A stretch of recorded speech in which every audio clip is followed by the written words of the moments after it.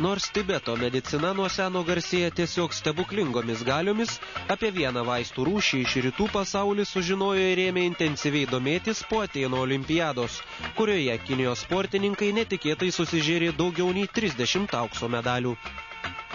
Kinų sportininkai labai dabar gerai pasirodo visur ir tokie blogi liežuviai pradėjo kalbėti apie tai, kad jie tikriausiai geria šitą būtent vasarą žolė, žiemą kirmelė, tą tonizuojantį gėrimėlį.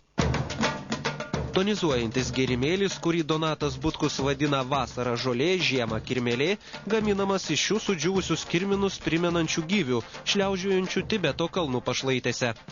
Pasirodo, kad tai yra toks grybas, kuris užkrečia vikšrą, žodžiu, kirminą užkrečia ir paskui auga to kirmino sąskaita ir užauga kaip žolė.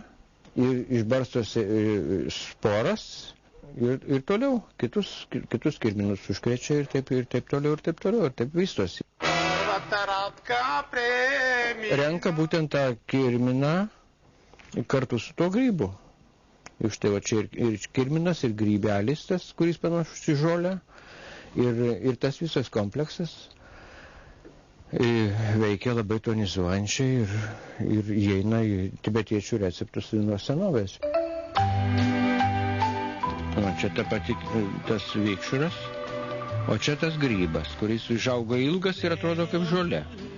Ir aš pirmą kartą ją pamačiau tą originalią pas tibetiečius Šveicarijoje.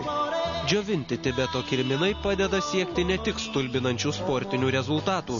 Dabar prašome vyriškosios auditorijos dėmesio, nes ponas Donatas atskleis paslaptį, kam dar gydyti naudojama paslaptingoji kirminėlių trauktinė.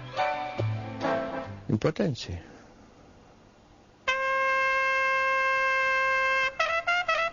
Yra receptūros ir galima būtų padaryti kažkokius tai kaip afrodiziaką.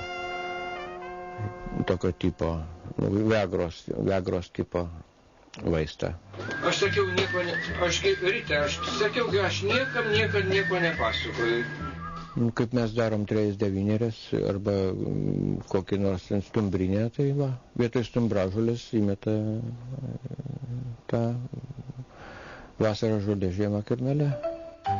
Tibetietiški vaistai neturi šalutinio poveikio. Lytinę potenciją skatinančius kirminus galima kramsnoti nors ir kasdien. Žinoma, jei turite pakankamai grinųjų. Vienas Viagros tabletė atstojantis kirminas kainuoja apie 50 litų. Tačiau, kaip tokiais atvejais dažniausiai sakoma, prieš vartojimą būtina pasitarti su gydytoju ar vaistininku.